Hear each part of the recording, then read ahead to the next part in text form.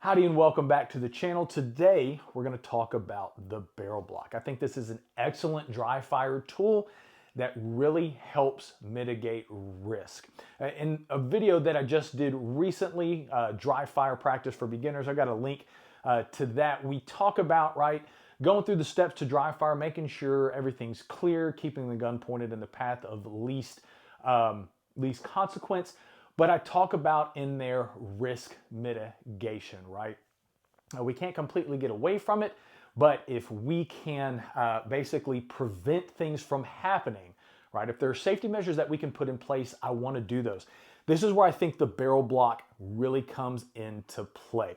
What it is, it consists of two separate things. So right here you can see in the barrel, and then I will open this up for y'all. You can see right here, I've just pushed that through. We have our rod that kind of sticks through the barrel, and then it comes in 9, 45, 40, if you still shoot that caliber, and 380.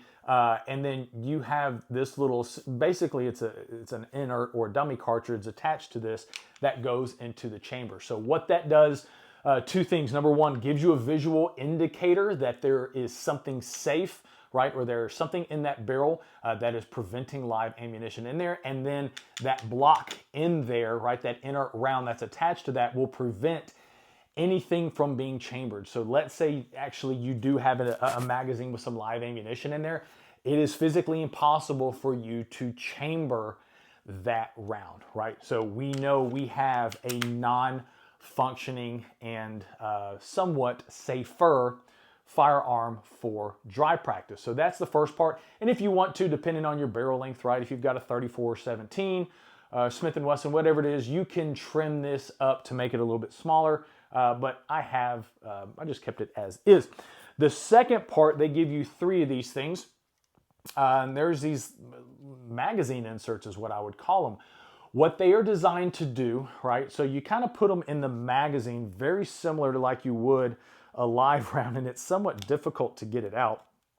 But what it does, right, it allows you to use your magazine, right? So if I'm working on reloads or anything like that, and it allows you to use magazines and then fully rack the slide without having that slide lock back on an empty magazine, right? Because the follower engages the slide stop on our pistols, which causes that slide to lock back on in an empty magazine. So what that insert does is that pushes that follower down, right, to prevent that engagement of the follower, right? So if I'm working on reloads, right, I'm doing some dry practice and I need to do some reloads, I can insert, right, come over the top, rack the slide, and I don't have to worry about that slide locking to the rear because I have those magazine inserts preventing that slide from locking, right? So we have risk mitigation with this. It's an additional safety feature, right? I've got a visual representation.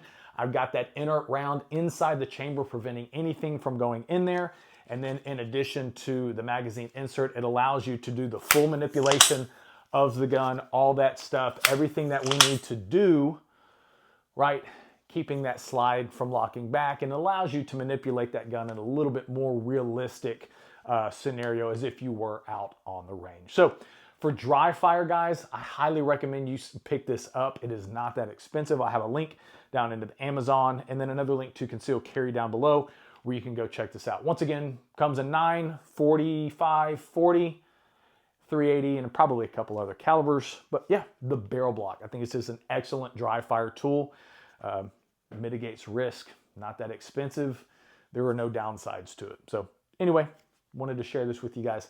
Thank you so much for watching. Be safe, be smart, be skilled. Catch you on the next one.